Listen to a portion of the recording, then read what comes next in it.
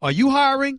Do you know where to post your job to find the best candidates? With ZipRecruiter, you can post your job to 100-plus job sites with just one click. Then their powerful technology efficiently matches the right people to your job better than anyone else. That's why ZipRecruiter is different. Unlike other job sites, ZipRecruiter doesn't depend on candidates finding you. It finds them. In fact, over 80% of jobs posted on ZipRecruiter get a qualified candidate in just 24 hours. No juggling emails or calls to your office. Simply screen, rate, and manage candidates all in one place with ZipRecruiter's easy-to-use dashboard. Find out today why ZipRecruiter has been used by businesses of all sizes to find the most qualified job candidates with immediate results. And right now, my listeners can post jobs on ZipRecruiter for free. That's right, free. Just go to ZipRecruiter.com/Stephen A. That's with a PH, not a V. That's ZipRecruiter.com/Stephen A. One more time to try it for free. Go to ZipRecruiter.com/Stephen A. That's with a PH, not a V. This is the Stephen A. Smith Show podcast. I'm Stephen A. All right, Dave Rothenberg with you. That's right, Mike and Mike in the morning, Stephen A. in the afternoon. So much to do. Mets, Yankees, Knicks. You know what else I want to get into a little bit later? The home run derby. You see, we're going to talk about home run derby. You know what? The Major League Baseball, we're not going to do it now, actually has an opportunity to be so relevant on that Monday night for the home run derby.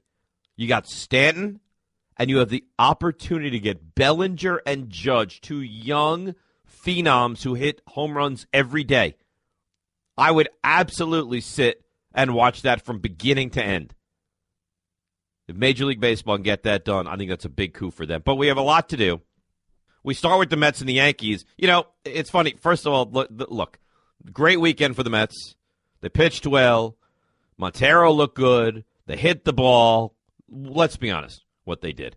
They beat a horrible team 3 times. And look, to not quit, great. To at least play competitively, great. If they're getting destroyed on the road in L.A. and to fight back, yeah, I think they play for Terry Collins.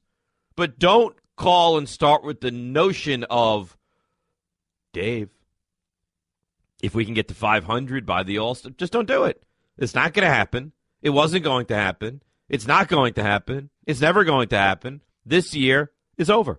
This wave the white towel is exactly what the Mets should have done, will do, and should do. So that's good news. They won 3 in a row, makes their fans feel a little bit better, makes me feel a little bit more pleased, makes Mets fans a little calmer. Bottom line is leading to nowhere. Now, for weeks, I have thought the Yankees are fine.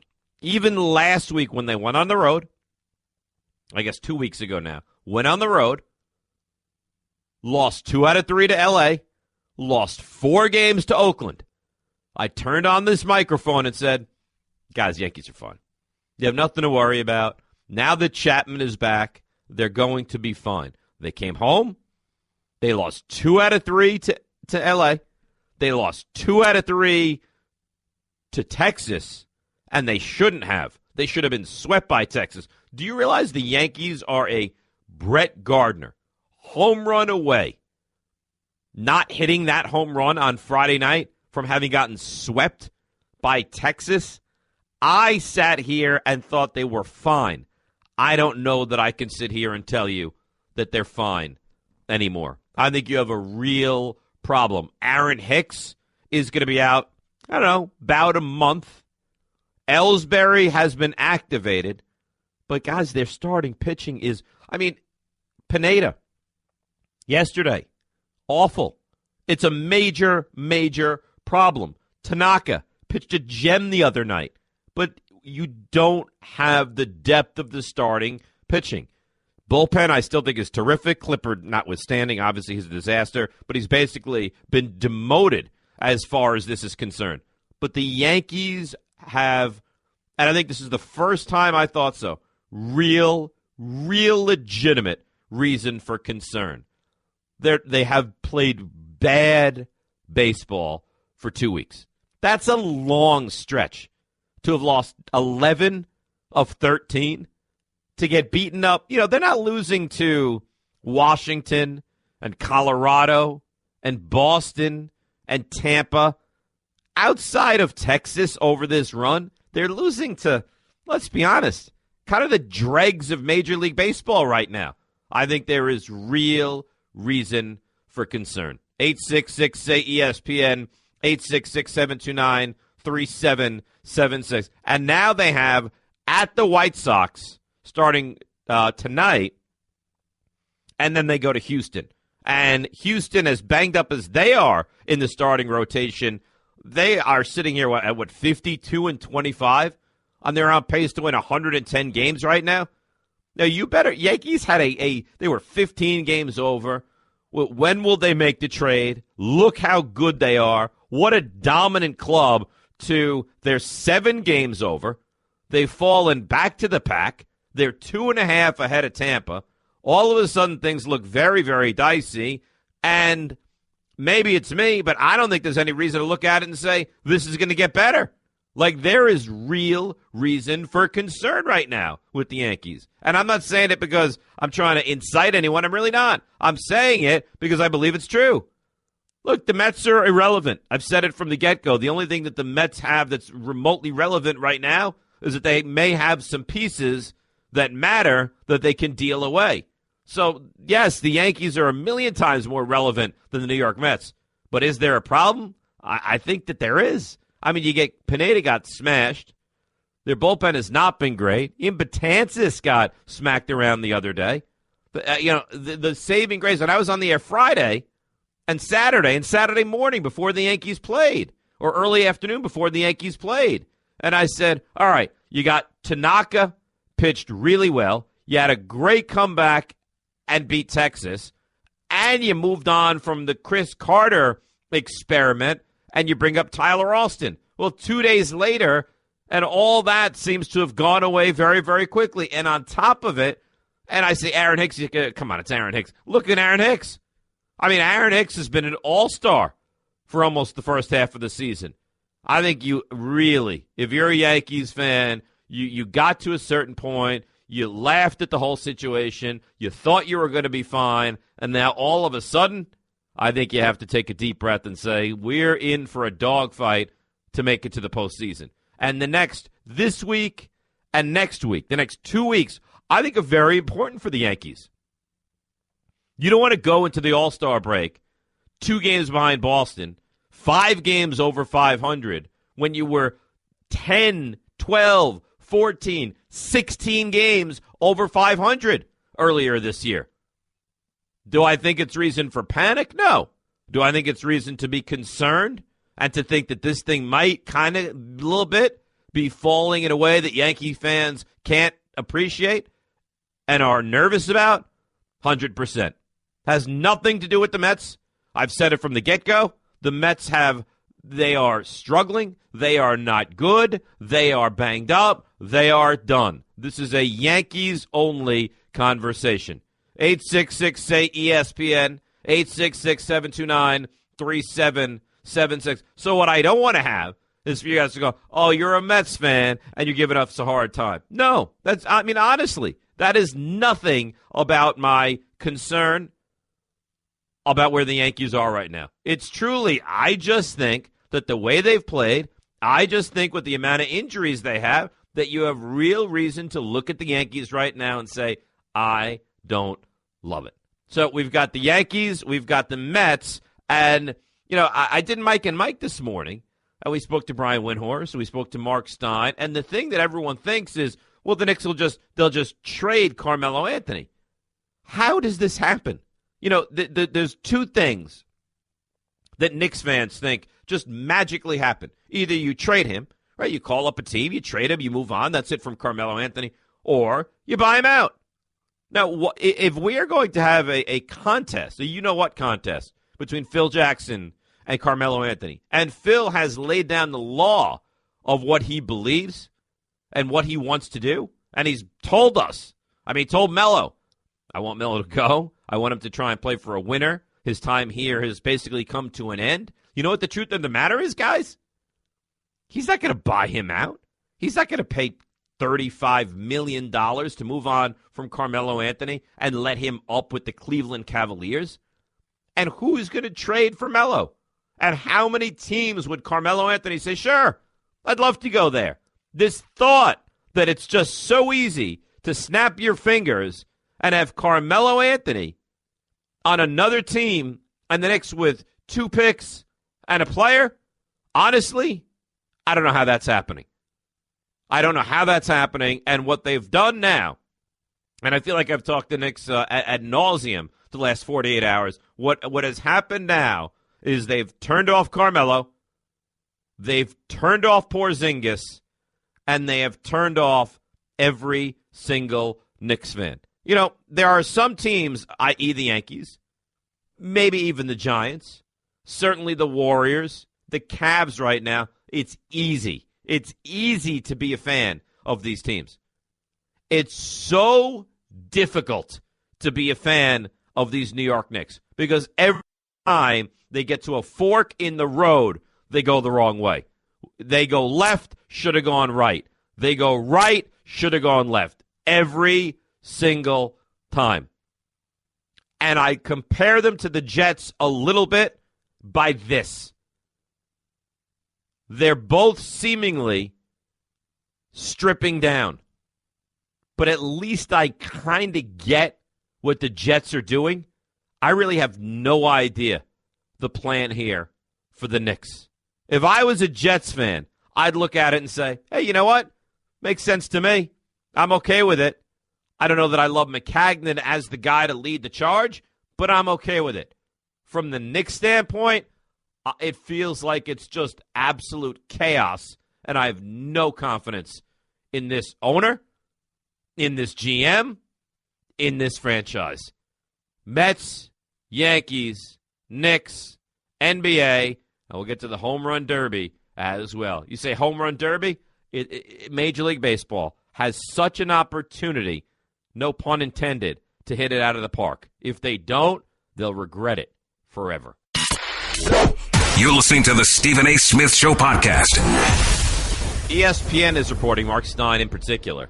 And the fact that this is possible just leads me to believe there's no way the Knicks will do it. I have been an advocate of bringing Ricky Rubio here for forever. Like, the fact that it sounds like the Knicks had a real opportunity to deal Derrick Rose for Ricky Rubio, he's a legitimate point guard. He is. Whether you think that he's a star or not, he would be a huge upgrade over Derrick Rose. Why? He's an actual point guard. Derrick Rose is not a point guard. Derrick Rose is, let me get mine. I'm not a good defender. I can't shoot the ball. You know, my numbers, my stats are fine, but I'm not going to get other guys involved. Ricky Rubio gets other guys involved. Ricky Rubio is a pass-first point guard. Anyhow, Minnesota, according to Aaron Mark Stein, quote, remains intent on trading Rubio. Got 2 years and $29 million on that deal. That's not a lot of money. It's almost comical now. 2 years, 29. That's not a lot. You got Joakim Noah making $18 million a year. And how about this? The only way, apparently, the Knicks would have dealt Porzingis is if you would take Joakim Noah as well. And my moles are telling me that deal was not far off. The Knicks dealing Kristaps Porzingis on draft night. And I spoke to a couple people with real knowledge and said they wouldn't be surprised if he weren't here game one. I still think that he's going to be here, but it's clear that it's a very, very chilly relationship between the two sides. 866-ESPN, 866-729-3776. We got, I think, real worry about the Yankees. The Mets, the only thing about the Mets is, when do they make the trades? They're not going to be competitive. They're not going to be relevant. They're not going, you know, I've heard people earlier today when I was up in Bristol, where do the Mets have to get by the All-Star break? Forget it. You know, we're these desperate fans that are just thinking to themselves, I just want my team so badly. Sometimes the best thing to say is, it's not going to happen. It is not going to. Don't watch a Mets game saying to yourself, if we win 8 of our next 10, we're a game below 500. That leads us right into the All-Star break. Maybe we get a little healthier. Forget it. It is not happening. Craig in Jersey. Craig, you're on the Stephen A. Smith Show with Dave Rothenberg sitting in. What's up, buddy? I was listening to your opening monologue, and I heard a guy who sees the Yankee situation as the glass is half empty, and I see a Yankee situation as a glass is half full. I a year ago, thought this team had terrible contracts, was very old, and had a terrible farm system. A year later, I'm in first place, and it's almost July. I've got one of the best young farm systems and one of the best young teams in the league, and and this season is gravy for me. This season is. Hang on a second, Craig. As far as the future of the Yankees, I think it's more than a glass half full. I think it's all the way up to the top. As far as this season, where they were 15 games over 500, and 10 days ago looked like they were a lock to be playing games in October, how you don't adjust your expectations at all? Well, a little, but you know what? At the beginning of the year, if you told me July 1st they were in tie for first place. Look, I get that. I understand that. But how about if I told you June 15th they'd have a 4-game lead in the division, and come June 27th they'd be in this kind of a situation? But it also includes, they've lost, 10 out of 12, but they won, I think, 9 in a row. They won 6 in a row. At the end of the day, they're in a perfect situation. They're learning how to play the game. We knew their pitching wasn't going to hold up all season, and there were kinks in the armor. We did? I mean, maybe you're talking to different people than I am. Everyone I discussed the Yankees with was on cloud 9 about how great this team was. And what's the piece that puts them over the top? Do they go after Sonny Gray? Do they go after Garrett Cole? What piece do they go after to put themselves over the top? Because they are 1 or maybe 2 pieces away. They got the best bullpen.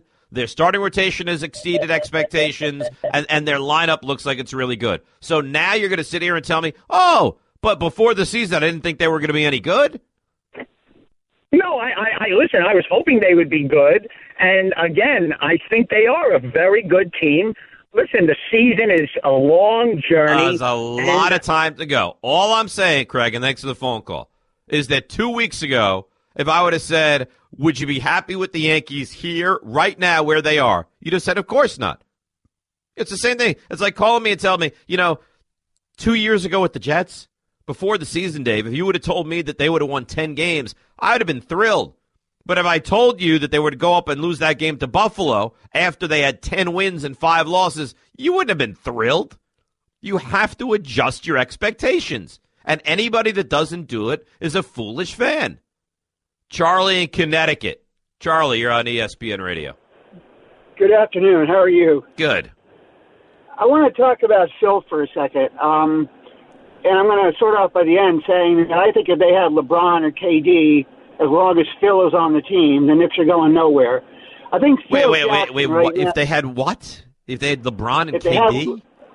Right, because the culture of the team is so messed up that... Well, why, Charlie, why is it so messed up?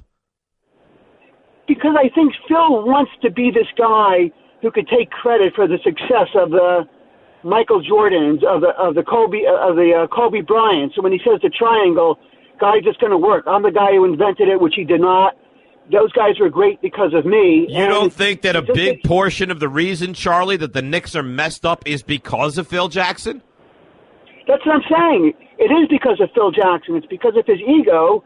It's because of how, when I said it, they had KD and LeBron. It's almost just being sort of over the top here, because these guys don't want to play the way they want Phil to do it.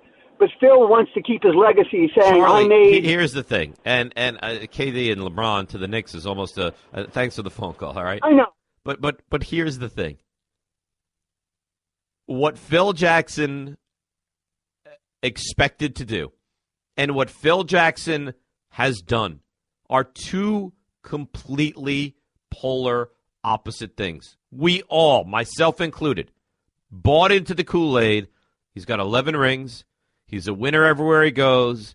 Michael, he's going to take, this is what I thought. He's going to take these rings. He's going to put them on the table. And like Don Corleone, he's going to tell you, look, all I've done is won. Come here, and we'll do it again. And he has done the exact opposite of that.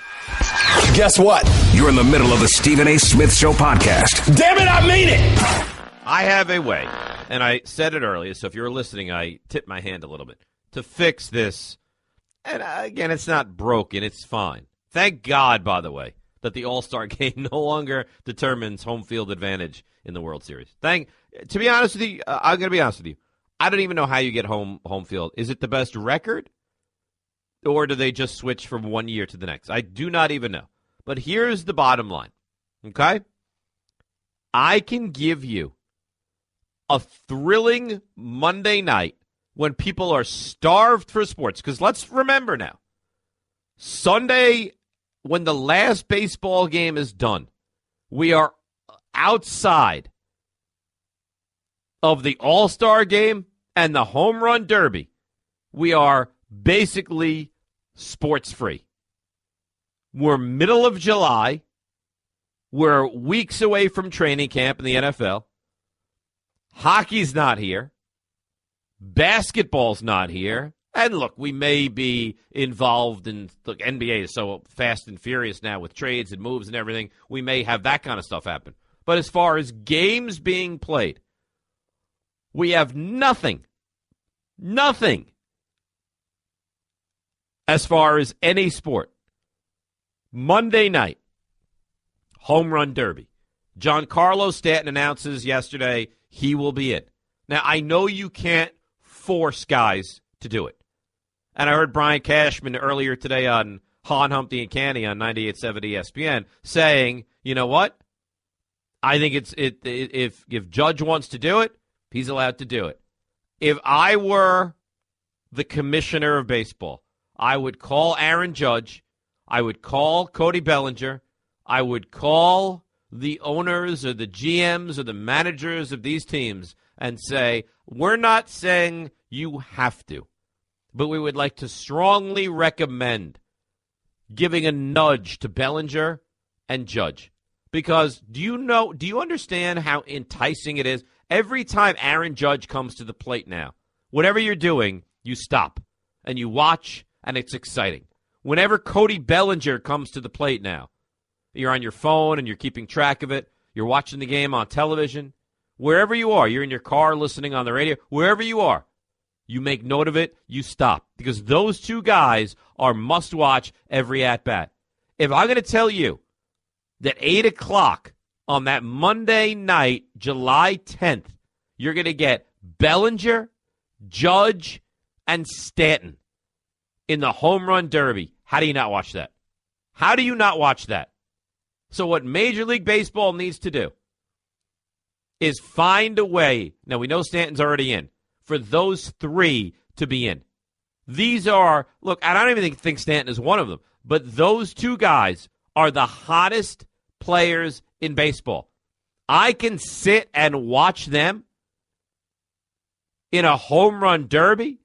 I don't even particularly care for the home run derby. Like, for me, it's my kids like it, or I'll tune it in for 10 or 15 minutes just to see where we are, just because I'm like a sports camel come Monday night and need it so terribly. If those guys are in it, I'm all in. If Judge, Bellinger, Stanton, I don't care whoever else does it, if those three are in, I'm all in. And I would almost bet that you would be as well. That you would make sure to watch the home run derby if you could watch Bellinger, Judge, and Stanton. I mean, can you tell me no? You'd watch it. I'd watch it. Numbers would be good. And baseball, which is so desperate, not that people don't love it, but so desperate for just a boost, for a kick in the backside to kickstart it. What? I mean, you have two young guys who are taking the league by storm. What could be better than that? That's how Monday night all-star festivities should start. 866-ESPN, 866-729-3776. Mike Trout, probably the best player in baseball. It's not an event for him. He's great. He's fun to watch. All those things are true. Bryce Harper, I mean, you're welcome. Mike Trout is welcome. But I need Judge. I need Bellinger. And I'm all in. These guys. And you know the thing about Judge and Bellinger? There was no expectation for them. We started the season and we thought, oh, Bellinger, yeah, I guess he's okay. Aaron Judge, he might not make the team. And now look at them. Has to happen. For baseball to really, really rejuvenate what it is, I think it has to happen. Corey in the Bronx. Corey, you're on the Stephen A. Smith Show on ESPN Radio. Rothenberg sitting in. What's up, Dave, Corey? really great to talk to you, man. I'm going to make 2 quick points. To start with the baseball. I'm struggling to figure out just 2 games what their identity is this year. Are they that 20 out of 25 team, or what they've been the last couple? No, I think they're probably somewhere in the middle. I don't think they're the 21-9 team that we saw to start the season, and I don't think they're the losing 11-13 that we've seen the last couple of weeks. Exactly. I was going to say the same exact thing. And my last point is, I know maybe you, me, and Don LeGrec are the only people that are going to care about this in June. This is a big week, potentially a big week, if you are a New York Ranger fan. I know your bosses don't want to hear that, so I'll hang up. But, yeah, absolutely a big week if you're a New York Ranger fan. No, I discuss it a lot on my show. I love what the Rangers have done, and thanks for the call, Corey. I love what the Rangers have done. Stepan is a nice player. We're not going to spend too much time on it now. Stepan is a nice player in the regular season, but the Rangers aren't about the regular season. The Rangers are about trying to take that next step, and I don't think you take necessarily that next step with Derek Stepan. 866-ESPN, 866-729-3776. Rothenberg in for Stephen A. here on ESPN Radio. Raphael in L.A. is on the Stephen A. Smith Show. What's up, Raphael? How you doing, Rothenberg? Good. I got a question. If LeBron James is to come to L.A., will the true Laker fans accept him, or will they always be comparing him to Kobe Bryant? Anytime he gets hurt. No, I think they'll accept. I think if LeBron James puts his signature on a deal with L.A., as much as they love Kobe Bryant, I think they move past that in a heartbeat. I think it is all about LeBron and Ingram and Randall and maybe Paul George and Lonzo Ball. No, I think that they celebrate if they can get LeBron James. Think that, if he gets hurt or something, they're going to be like, well, Kobe Bryant. But he never gets hurt. LeBron James doesn't get hurt. LeBron James is like the $6 million man. I'm serious. I mean, you watch LeBron James play. There's nothing he can't do, and the guy's never hurt. That's true. Right? So why would you start the conversation by, well, if LeBron James, and thanks to the call, Rafael, if LeBron James comes to L.A. and he's hurt, you're not going to get hurt. This guy's done things. It's amazing to me, and I had the conversation with Golick about it this morning, that we find these flaws in LeBron's game. Well, he's lost more in the finals than he's won. He's been to 8 NBA finals. I don't think he's staying long-term in Cleveland. And if you're LeBron, the nice thing about being LeBron is you have this league, and you can do whatever you want here. So if I'm him, I'm going to sign a 1-year deal. I'm going to finish this next year, and if I look and there's a team that can afford me that I think we can be the best, then maybe I'll go there.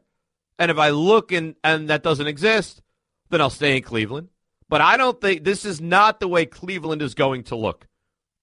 It's not going to be LeBron and Kyrie Irving and Kevin Love for the foreseeable future. They will make moves.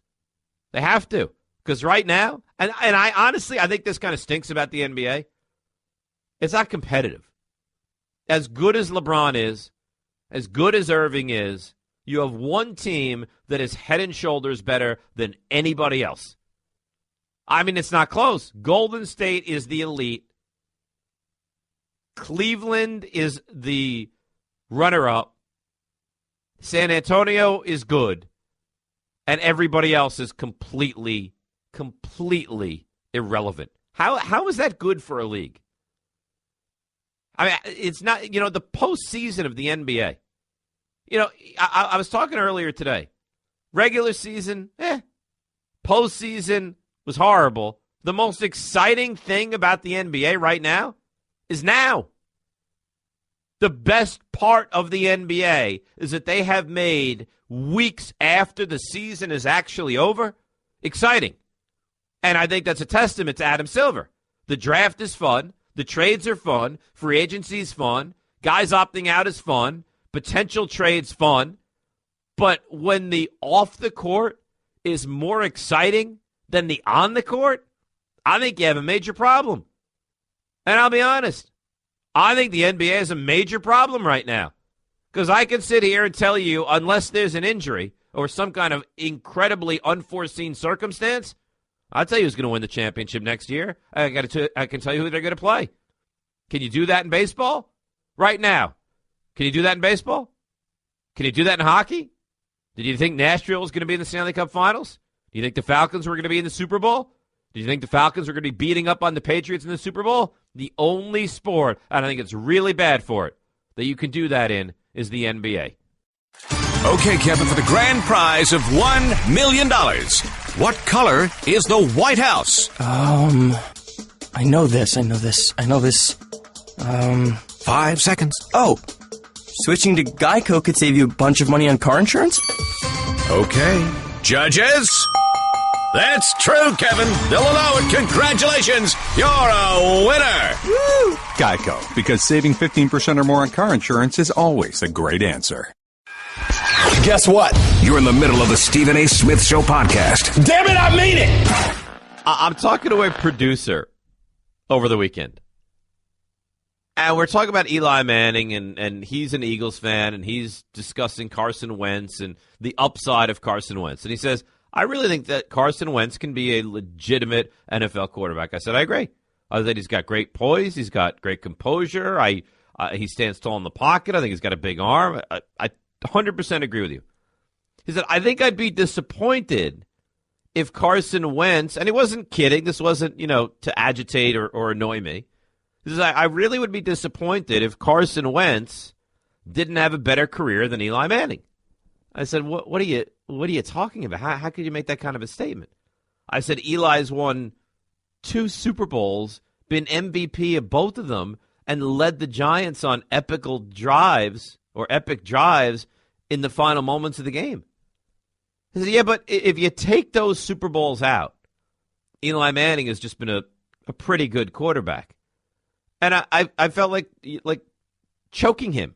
I said, if you take the Super Bowls out, I mean, if you take anything away from a great anybody, they're not the same.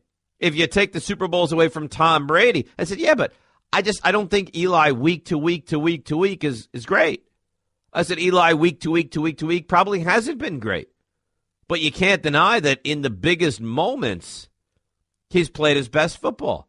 They said, yeah, but I would be disappointed if Carson Wentz didn't have a better career at the end of the day than Eli Manning. And I just thought to myself, and he's an Eagles fan, and I get it, and he's never won. He doesn't understand what that feeling is or what it's like, and I get that. But then it got me to thinking, boy, you guys don't appreciate what you have. And it got me to thinking, if the Jets fan or the Jets organization had a guy like Eli Manning, we wouldn't be talking about they haven't won a Super Bowl in 50-plus years. And I don't necessarily think the Giants fan does, but I think a lot of people take this guy for granted in a huge way. He hasn't missed a start since 2004. He's as durable as anyone. The moment is never too big for him. You never watch him and think he can't handle this situation. And I agree that he's a flawed quarterback. I'll tell you what, the good outweighs the bad tenfold with this guy. And whether you're a Giants hater or a Giants apologist, I think that you have to stand tall and say Eli Manning is a heck of a quarterback. And if Sam Darnold or Josh Rosen or Josh Allen or any quarterback coming out now, next year, 3 years, 5 years, had a career that you could compare to Eli Manning, I think most people would take that in a heartbeat. 866-SAY-ESPN, 866-729-3776. And they said the same thing with Phil Simms back in the day. You'll never appreciate him till he's gone. And then they did with Danny Cannell and Dave Brown and Kent Graham and Tommy Maddox and all the mediocre quarterbacks the Giants had. You know what? It's the same thing now. Be careful what you wish for. Red in Brooklyn. Red, you're on ESPN Radio. Red? Yeah. Go ahead. Hey, I wanted to ask, primarily regarding in baseball, everyone's talking about how to make the game more relevant to younger fans. And, I'm 27. I've been following baseball for over 15 years.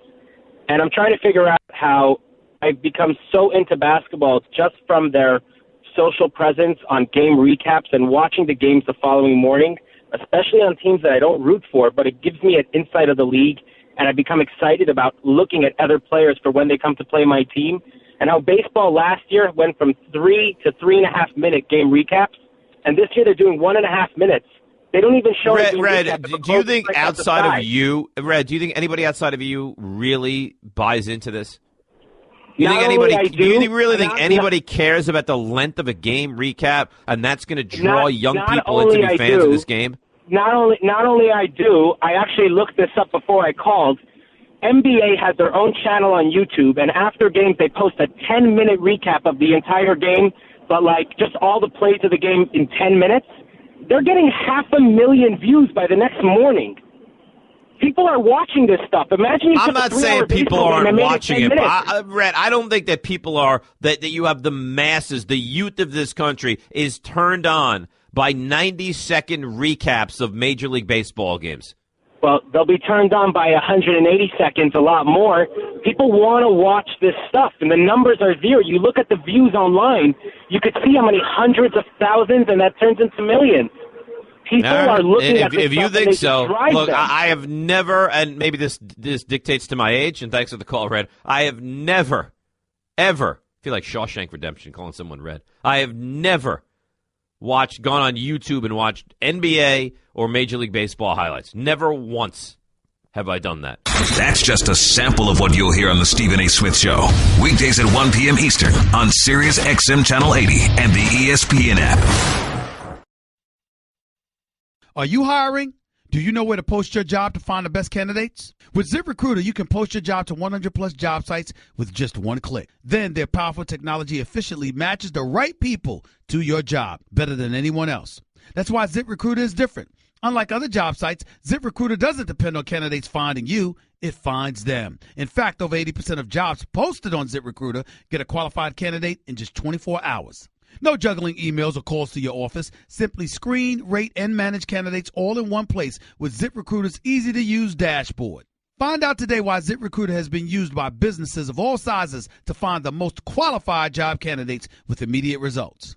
And right now, my listeners can post jobs on ZipRecruiter for free. That's right, free. Just go to ZipRecruiter.com/Stephen A. That's with a PH, not a V. That's ZipRecruiter.com/Stephen A. One more time to try it for free. Go to ZipRecruiter.com/Stephen A. That's with a PH, not a V.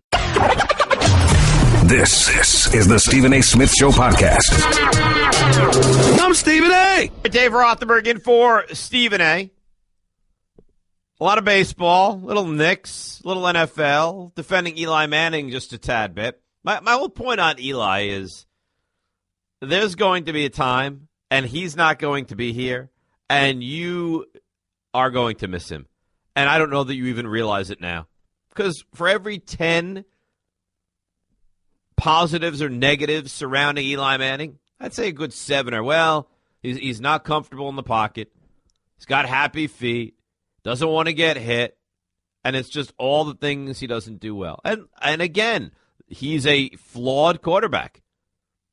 But I think outside of, 4 or 5 teams, most clubs would take this flawed quarterback. So we started the show discussing where the Yankees are. And I was pretty exuberant about it then, and I feel the same way now. I think the Yankees, and again, I don't want to say it's panic mode. I think that they're in very uncertain territory right now. Because they are a club that started out so well, and everything went right for them. And if you look at their numbers, they're first in batting average and runs and home runs and RBIs and runners in scoring position and slugging and everything. And all of a sudden, they've had this 2-week span where they've been dreadful. Dreadful. And you have to hope that that doesn't now continue for another 2 weeks leading into the All-Star break. Because if it does, and I don't know how many games they have left. Let's just, for argument's sake, say the Yankees have, 2 full weeks. We'll say they have 13 games. something in that range. If you go 6-7 or 7-6, and you're 6 or 7 games over 500, you're 2 games behind Boston. You're a half game up on Tampa. I mean, do you really envision the Yankees being a better team the second half of the season? I don't. Hicks is now out a month, 3 weeks to a month, and I know Ellsbury comes back. But here's the question for you. Are you going to get a better Pineda in the second half? Probably not. Are you going to get a better Severino in the second half? Probably not. Are you going to get a better Gary Sanchez in the second half? Probably not. Are you going to get a better Aaron Judge in the second half? God, no.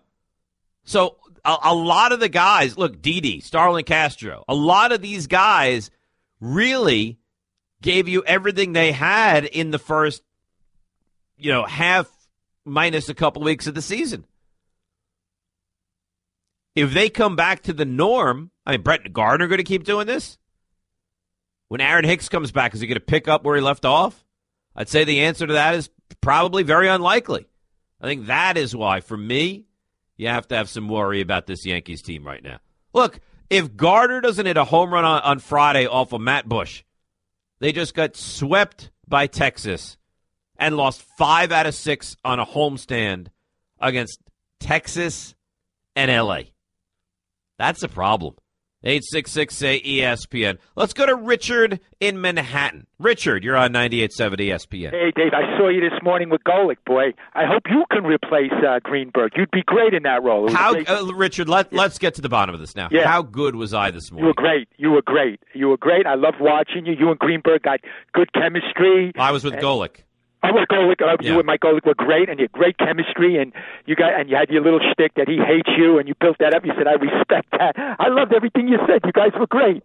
I apprite it, Richard. Yeah, What's on your mind today? Now that you've buttered me up, what do you got? All right, Dave. Now, Jimmy Butler. I think this has been under the radar. I rate Jimmy Butler as a 7 to 15 player in the NBA. Now, hear me out. He's not 7, I'll tell you that. All right, Kawhi Leonard, Steph Curry, Durant, LeBron, Anthony Davis, and the Greek Freak. I put him on a level. I put him above Carmelo, Kyrie Irving. I put him above Blake Griffin. Did you have Kawhi Leonard on your list there? Did you have Karl Anthony Towns on your list there? Did you have Anthony Davis on your list there? I put him on above Anthony Davis, the Greek Freak, LeBron, Kevin Durant, Steph Curry, and Kawhi Leonard. Those guys are above him. I put him above Kyrie Irving, Carmelo, Blake Griffin, Isaiah Thomas, Chris Paul, DeAndre Jordan, and Paul George. But I put Butler on the same level with these guys: Westbrook, Harden, Aldridge, Klay Thompson, Draymond Green, and Karl Anthony Towns. So, Richard, what is the ultimate point in your ranking of Jimmy Butler? Player from him to get Minnesota. Nobody saying anything. I think everybody that I have heard discuss it thinks that Minnesota got the better of that deal. Unbelievable. He plays defense. He can do everything. He's terrific. Look at what they have now. They have Jimmy Butler. They have Karl Anthony Towns. They have Andrew Wiggins. They have Ricky Rubio. And they have a coach who I think you have to consider one of the top 5 to 7 in the NBA. Yeah, they have done very well, but it doesn't matter unless you get to the postseason. Well, they're going to be a force to be reckoned with in the Western Conference, and you watch them this year. They'll probably take the place of San Antonio. Oh, stop, Richard. Give me a break. You know what? That's such a foolish thing to say, because we could say that for every year for the last 20 about San Antonio. Well, if they lose Tony Parker and if they lose Ginobili. Right. You know what? That's what you want to do. Count out the Spurs in the Western Conference. No, they're always good. All right, Dave, always a pleasure, and keep up the good work on TV. Thank you, Richard. I appreciate it. 866-ESPN. Look, I agree. I think that Minnesota got the better of that deal. But this notion that Chicago got nothing in return, I think, is off. Chris Dunn is a big-time prospect. Zach LaVine played brilliant basketball until he got hurt last year. And they got the 7 pick.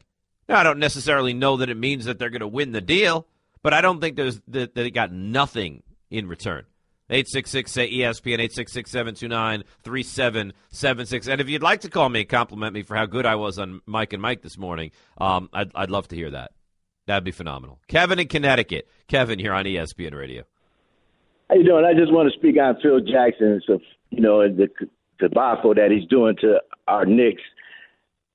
It seems like we've cursed ever since he stepped in the front office. I mean, I've been a Knicks fan since day one when he was playing with the Knicks. And he should at least have a little fortitude to understand that we start out with defense. And I don't understand it. You got to get rid of this guy. But Kevin, you say it feels like they've been cursed since they brought him in. Kevin, they've been horrendous for years. They've had 1 year in the last 20 that they've been relevant. Yeah, but when last time when what was the coach's name when they won 54 games that year? Mike Woodson. Mike Woodson. They had a good year then the next year they fell apart when they got rid of him. Is that Phil Jackson's fault?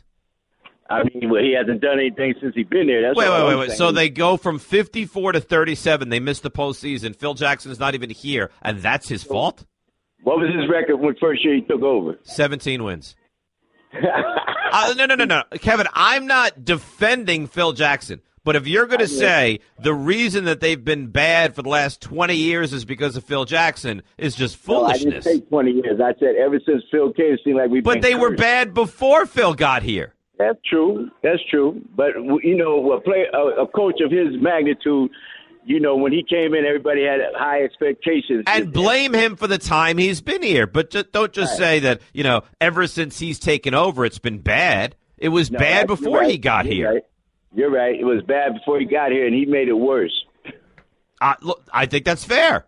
I think that you're accurate in what you say, but to sit here and tell me that, you make it sound like they were the Spurs, and thanks for the call, and then all of a sudden they turned into the joke of the NBA.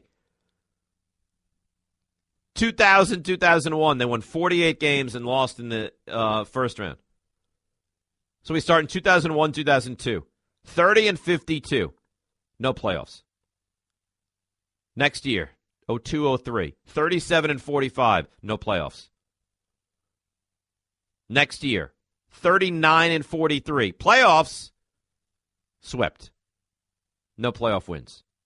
33-49, 23-59, 33-49, 23-59, 32-50, 29-53.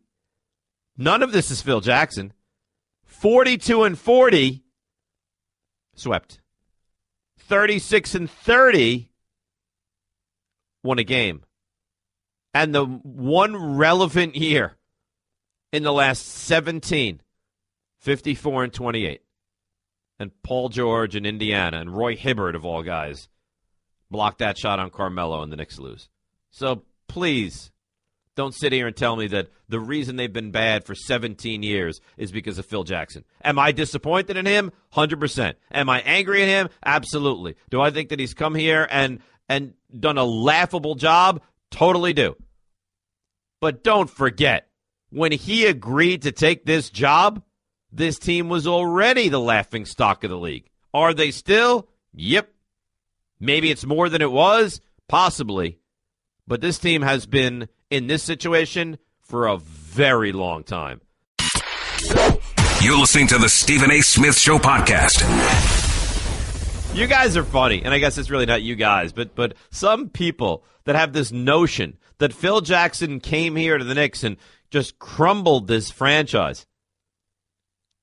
They have won 1 playoff series since 2002. 1. They have 2 winning records since 2002. 2 winning records, 1 playoff series win. And Phil Jackson has ruined it. I'll tell you why you're angry at Phil. You're angry at Phil because you thought he was going to be the Mark Messier of GMs. You thought he was going to come here and, shake his magic wand, and all of a sudden the Knicks were going to be relevant and good, and guys were going to come here, and all of a sudden the entire Knicks environment would change. You're frustrated because that hasn't happened, and you're frustrated because now Phil can't even do it. And if Phil can't do it, where are the Knicks? I think most of us would agree that Phil's not going to turn this thing around, right? You would be surprised if in the next 2 years Phil Jackson left and the Knicks were a team on the up and coming and were winning 45 games and he left them in great hands. So if that doesn't happen, if Phil leaves and the Knicks are still in this similar position, or even a little bit better, this was supposed to be the witch doctor. This was supposed to be the Zen master. This was supposed to be the guy that could, with a snap of a finger, change everything. If he comes in here and spends 5 years and can't do it, what leads you to believe that the ownership will bring in another guy and give him time, or bring in another guy that can do it, or bring in a guy that can do it? Because the truth is, they haven't. That, I think, is your concern. Yeah, everybody says, well, Phil, you got to move on from Phil. Do you have any belief for a second that if Phil were fired tomorrow, that the next guy that comes in can answer the bell and make the right decisions? Because I don't. Of all the teams in this town right now, I don't even think it's that much of a debate. Long term, what team's in the worst situation? I think it's the Knicks. Knicks or Jets? It's the Knicks. The Jets are in a better position because at least the Jets have a plan. I don't think you can argue that about the Knicks right now. 866-SAY-ESPN. Damon in Connecticut. You're on the Stephen A. Smith Show at the Rothenberg Sitting In. What's up, Damon? Hey, Dave. So great job this morning with Golick. You were awesome. Tell me more. Give me another sentence or two or paragraphs or full essay on how good I was. You were just much better, much better than Greeny. Oh, well, I don't want to disparage somebody else, but sure. What else you got, Damon? Is that it? You just wanted to call me and tell me that I was that good and better than Greeny. All right, listen. I don't want to toot my own horn, but I thought we put on a nice show. Then I'll leave it at that. Mike in Jersey. Mike, you're on the ESPN radio. Hey, Dave, I got to turn the radio down. Sorry. Please, don't let me get in the way of your call. Go ahead, Mike. On any moves that you think Phil has missed in his time there. There has to be a finite number of moves that can be made in any given year. Other than Kerr, who he chose a banana split over a North sandwich. Is there anything that you think Phil could have done that he didn't? Well, I tell you what he couldn't have done. I mean, you don't trade for Jose Calderon. You don't bring in Joakim Noah. I mean, there's a lot of things that Phil did which didn't pan out. I'll tell you what he did that he did well. Kristaps Porzingis, Billy Hernangomez, and I guess Kuzminskis, if you're being generous on your grading scale. Other than that, I don't think he's done anything well. Okay, but what has he missed? What deals are out there? Like, everybody needs a trading partner. The Celtics, what they did to bring in Garnett, it was Ainge and McHale. The Lakers, what they did to bring in Gasol, it was West and the Lakers.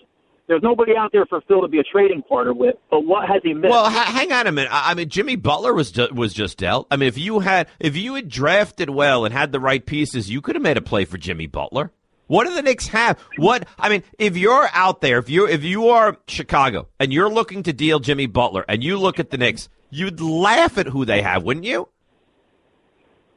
Yeah, because with Dolan, I really believe Dolan put his finger down and mandated that Carmelo stayed. Well, both Phil and Dolan have said that that's not the case.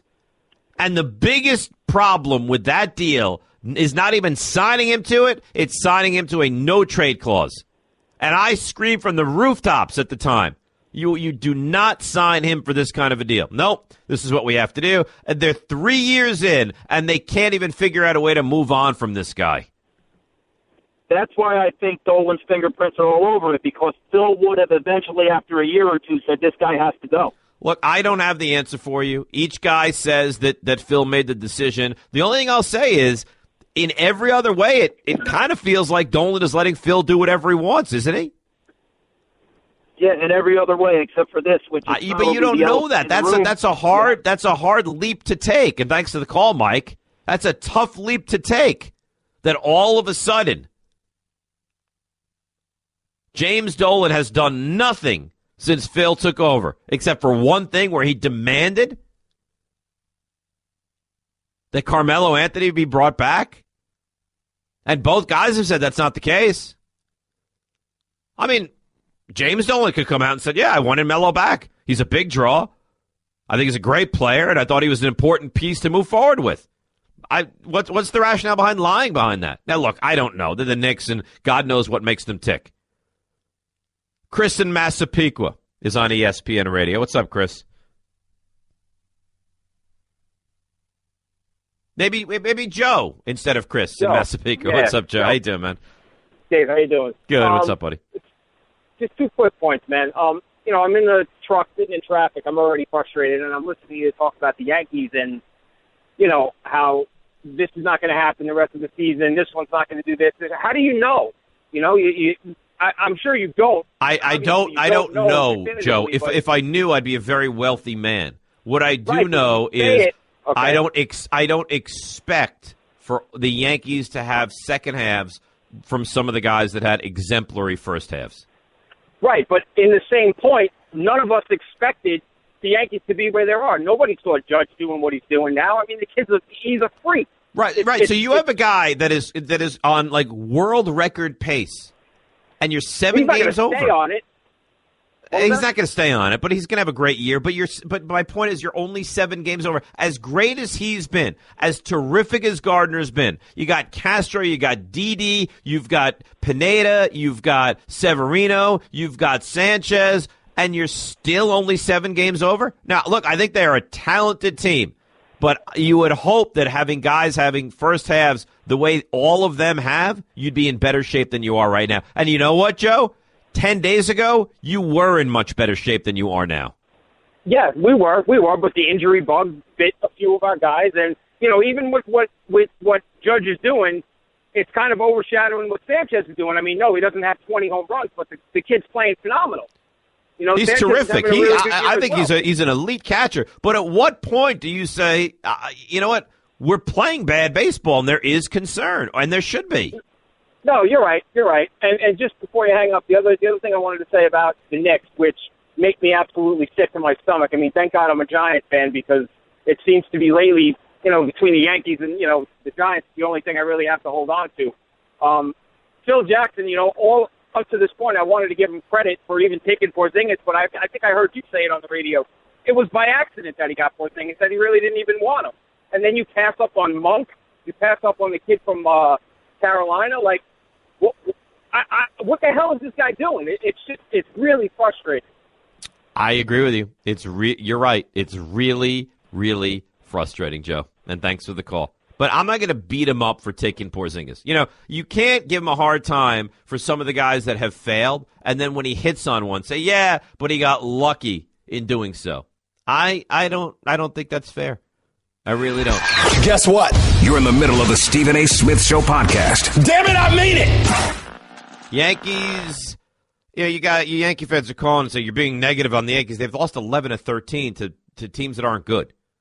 I don't think I'm being negative. I think I'm being fair. I mean, I'm being honest with the Mets as well. The Mets are irrelevant now. The only thing that makes the Mets relevant is at what point do they take these pieces and trade them, and for what? But to call me and be like, oh, you're being glass half empty when it comes to the Yankees. Guys, this team was 2 weeks ago. I don't know what the odds were, but you could have almost guaranteed the Yankees were a playoff team. Now, look what they've done. They've made Tampa relevant. They've let Boston climb right back into this race.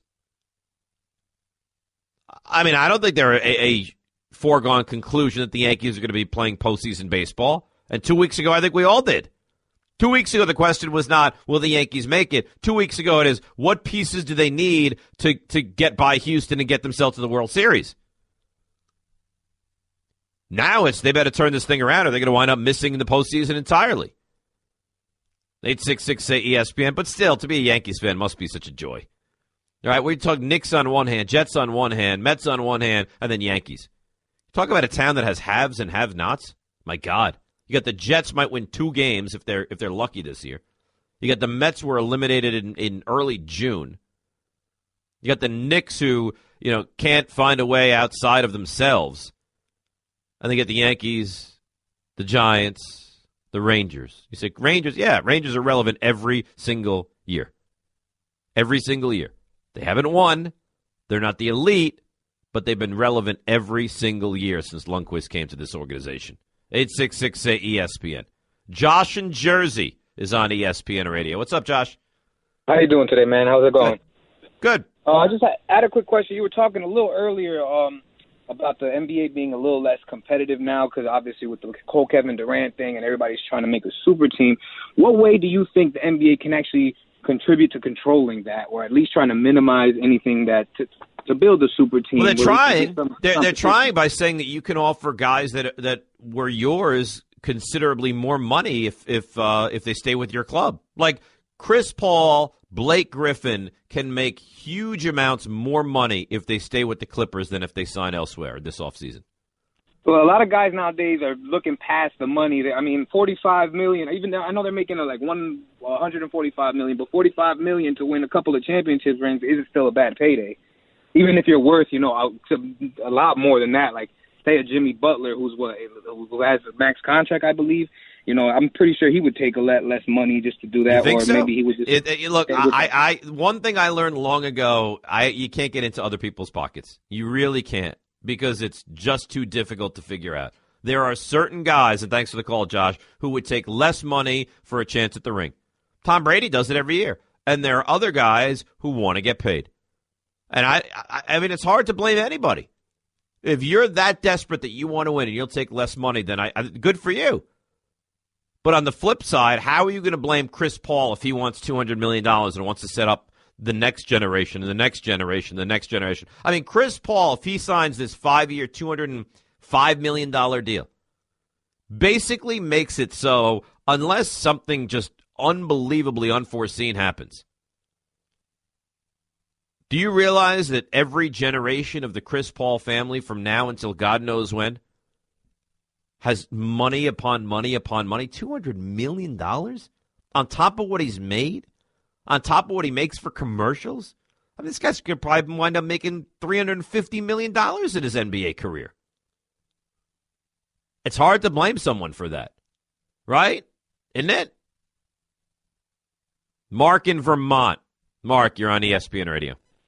Hey, Dave. How's it going? Good, Mark. What's on your mind? Just wanted to talk to you about that 30-30 with the Celtics and Lakers. Has anybody then done any stats on how many passes on the average are made during those games versus what's going on now? On the average of what during those games? Well, the passes that were made during those games back with the Lakers and Celtics versus the number of passes in a game today. No, I don't think anybody's done that. I don't think that stat is necessarily relevant. I mean, if you make a pass from the perimeter to the perimeter, what does that mean? Well, I'm not talking pass from perimeter to perimeter. I'm talking about pass from perimeter to down under to the big guys all day long. And now they get down under and they kick it. They kick it out to somebody. It's for a different game, Mark. This current game in the NBA is a 3-point game. That game in the early 80s or mid-80s or late 80s was predicated on taking the ball to the basket. That's exactly right. Yeah, you're 100% right, but I don't think it makes that era better or this era better. It's just different.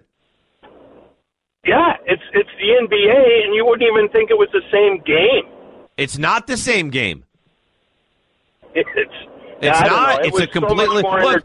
When they introduced, Mark, and thanks for the phone call. 866-ESPN, 866-729-3776. When they introduced the 3-point shot, and I think, and I'm not sure, 79 is what I believe. They introduced it as a novelty. They introduced it almost as like a joke. Nobody did it. Threes were not something that happened in every game. They happened occasionally. And then Larry Bird, and then Reggie Miller, and then you'd have a guy on the team, right? Bird would make a ton, and Ainge could make a couple, and Dennis Johnson could make a couple. But for the most part, you'd have like a player on a team that could shoot from distance. Now, the whole team. I mean, when they put Draymond Green at center, I mean, look at Porzingis. I mean, everybody can shoot the three. And the game is transformed. And I don't think it's for better or for worse. It's just, it is what it is. Because coaches got, and a lot of the analysis and statistical geeks figured out, if you shoot 36% from three, you know what? Go for it. 866-ESPN. Terrence in Brooklyn. You're on ESPN Radio, Terrence. Yeah. Hey, Dave. How you doing? Good. What's up, Terrence? All right. Listen. Regarding the Knicks, okay. Let's start blaming right from the top. Let's start with Jim Dolan, okay? And it trickles on down to Phil Jackson and everyone else. I agree. Okay. I longtime Knicks fan. I don't know what's going to become of this.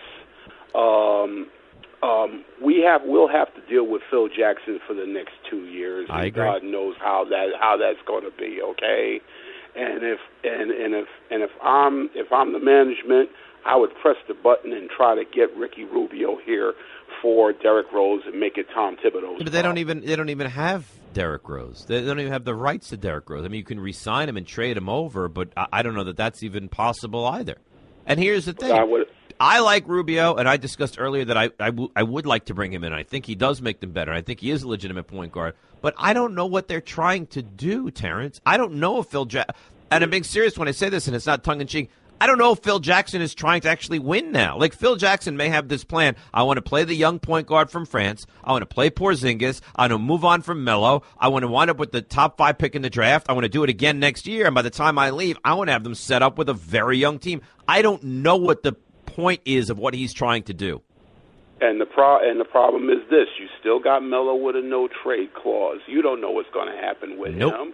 And like I said before, and probably the real victim is Jeff Hornacek, because Jeff Hornacek is kind of dazed and confused, and he can't do. I don't think he has any control. That's the truth, Terrence. Control. And thanks for the call. I think that if you are going to challenge Phil Jackson, you'll be out, and I can find someone else that'll replace you in a minute. And I liked Hornacek, and Hornacek had real success early on in his coaching career with Phoenix. But here, I mean, this team is lousy. They've been lousy. 3 years in, I was the biggest proponent of Phil. But now, I mean, I'm celebrating that they didn't trade Kristaps Porzingis. I'm celebrating they didn't take their best player and trade him pre-draft. Like, could you imagine the Celtics fans dancing because they didn't trade Isaiah Thomas? Or the Pelicans fans being all excited, we didn't. Guess what? Great news. We did not trade Anthony Davis. We kept Damian Lillard, and we're going to move forward with him. No. Of course that's what these teams would do, but not the Knicks. They make the dysfunctional very realistic. Okay, keep your eyes closed. Okay. I want to show you my first ever painting. All right. Okay. Open your eyes. Oh, that's a lot of colors and shapes. So be honest. What do you think? Well, I like how if you switch to Geico, you could save hundreds of dollars on car insurance. Oh, yeah, that's true. Yeah. Here, why don't I hold your paintbrush while you call them? Geico, because saving 15% or more on car insurance is always a great answer. Guess what? You're in the middle of the Stephen A. Smith Show podcast. Damn it, I mean it! At some point, I'm going to do a Knicks free show. Well, I won't even mention the Knicks. We'll promote it. We'll talk about everything but the Knicks. Like, we won't even bring up the Knicks because it's so upsetting to discuss this team over and over and over, knowing that whatever the right move is to do, they're probably going to make the wrong move and the wrong decision. When we've got all these lovely teams here, right? Giants are poised for a big season. Jets are not going to have a good year, but at least, you might have your franchise quarterback if you're the Jets 1 year from right now. Rangers are very, very relevant. Yankees are a division-leading playoff team right now. I always go back to the Knicks. You know what my father-in-law told me years ago? He said, you're always going to talk about the most dysfunctional person in the family. Same thing with the Knicks. You're always going to talk about the most dysfunctional team that you root for. The Knicks. The Knicks. Adam in New York. You're on ESPN Radio, Adam. Hey, what's up there, Rothenberg? How you doing today? What's going up, bud? So first off, I want to say how great you were on Mike and Mike today. I don't know if you heard it all. So tell me how good you think I was. Oh, I don't want to talk down to Greeny because he is my guy, but I'd be shaking in my boots if I were him. Yeah, I don't think he's got much to worry about. He's got a bright future. But you thought I was good. That's very nice, Adam. Thank you very much. No, absolutely. We'll talk a little NFL here. I'm a diehard Cowboys fan. So, NFC is definitely locked up as opposed to us making the Super Bowl. As opposed to the AFC. Wait. Come on. NFC is locked up as opposed in regards to us making the Super Bowl. Well, I mean, we have the basically last year, besides Aaron Rodgers, well, Hail Mary, but the sequel's going to be way better than the original this year. Look, I hope that the Giants have a great year, but to make a comment like that, Adam, is ridiculous, isn't it? I don't know, man. We got best running game in the NFC, and we'll be all right. But I'll ask one more question. I'll hang up so I can listen. What do you think the biggest challenge to the Patriots in the AFC is? Thanks a lot, Rob. Oh, boy, it's a good question. The number one challenger, I guess it's still Pittsburgh. I think Kansas City, I don't trust Alex Smith. I think Tennessee is going to be a team to be reckoned with. I'm not sold on the Raiders as far as realistically competing for that spot. I'd like to see what the Denver quarterback situation looks like as well, because they fixed that offensive line, which was so bad last year. Those are the teams. But if you said you can only pick one, I think I'd have to go with Pittsburgh. Andre in the Bronx is on ESPN Radio. What's up, Andre? Yeah, I had a question, well, more of like a comment.